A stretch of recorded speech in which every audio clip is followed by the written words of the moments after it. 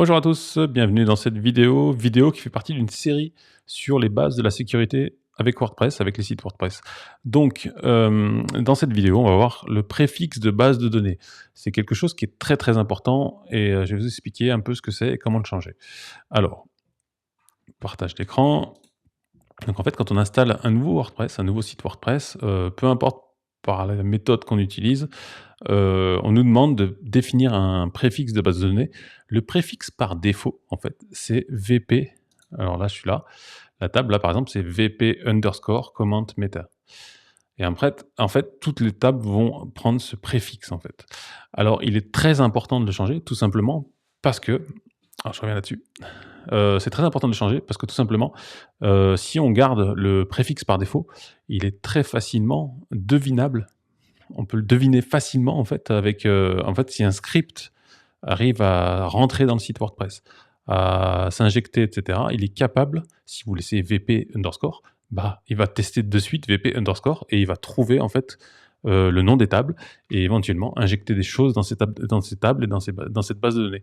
Donc c'est pour ça qu'il est très, très important de changer ce préfixe et de mettre un truc un petit peu aléatoire, long et difficile à deviner. C'est un peu comme un mot de passe, en fait, ce qui fera que si un script veut essayer d'injecter les tables, eh ben, il va avoir du mal à trouver le nom de la table, en fait. Il aura beaucoup de mal.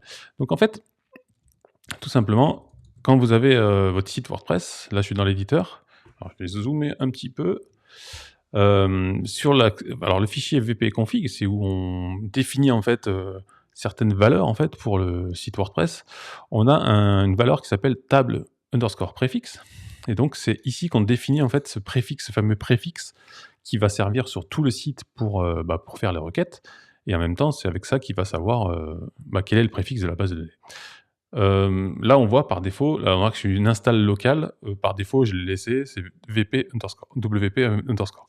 OK. Donc ça, il faut vraiment le changer. Donc en gros, il y a 3 méthodes pour le faire. Alors, je reviens. Première méthode, c'est tout simplement, quand vous installez le site, changez le préfixe. Mettez un préfixe simple, enfin compliqué, avec des chiffres, etc. Tel un mot de passe, hein. Il y a pas de problème pour mettre quelque chose de long et compliqué.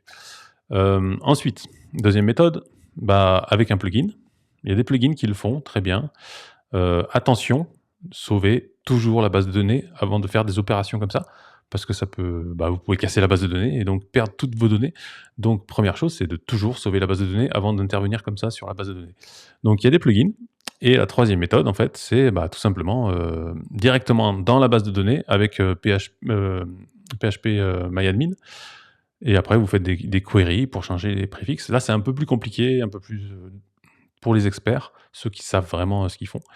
Donc, on peut essayer là, du coup, avec un plugin. Donc, je vais aller dans le site, on va aller dans les plugins. Alors, il y en a plusieurs. On va essayer éventuellement celui-là, Browse.me, qui est un plugin qui permet de faire différentes choses, mais notamment changer le préfixe de la base de données. Voilà, j'active. On va aller dans les settings. Et là, par exemple, il me dit direct, tu change db prefix.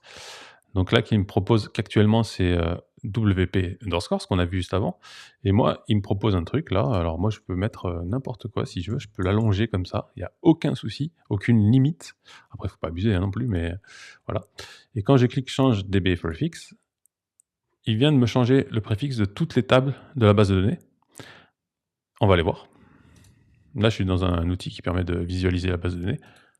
Voilà, je rafraîchis et on voit bien que mes tables, en fait, ont bien un nouveau préfixe qui sera beaucoup plus compliqué à trouver pour un robot, un script qui s'injecte. Parce que souvent, c'est des scripts, hein, c'est pas des humains derrière, c'est vraiment des scripts automatiques. Donc, qu'est-ce qui se passe? Là, automatiquement, il m'a changé la base de données, les préfixes, et en même temps, petit tips, c'est qu'il m'a changé en même temps sur vp-config. Si je vais dans vp-config, que je ferme, donc je ne sauve pas, j'ouvre vp-config, et là on voit, effectivement, il m'a changé en même temps sur ce fichier le préfixe de table. Donc il a tout fait tout seul, et en fait mon site continue à fonctionner comme si de rien n'était. Et donc là il est un petit peu mieux protégé, c'est beaucoup plus sécure. Donc petit conseil, si jamais on verra. Si jamais vous allez vérifier, là, actuellement, vous avez un site WordPress. Vous allez vérifier dans le VP, vous allez soit dans la base, soit, dans le fichier vp-config et vous vous rendez compte que le préfixe est wp_. Un conseil, changez-le assez rapidement, faites une sauvegarde de la base de données et utilisez soit un plugin, soit, des scripts pour la base de données et changez-le très rapidement. Ça vous mettra un petit peu plus de sécurité au niveau du site et voilà, ça sera beaucoup plus secure. Donc je vous remercie pour, d'avoir suivi cette vidéo et puis on se retrouve sur d'autres vidéos. Merci, ciao.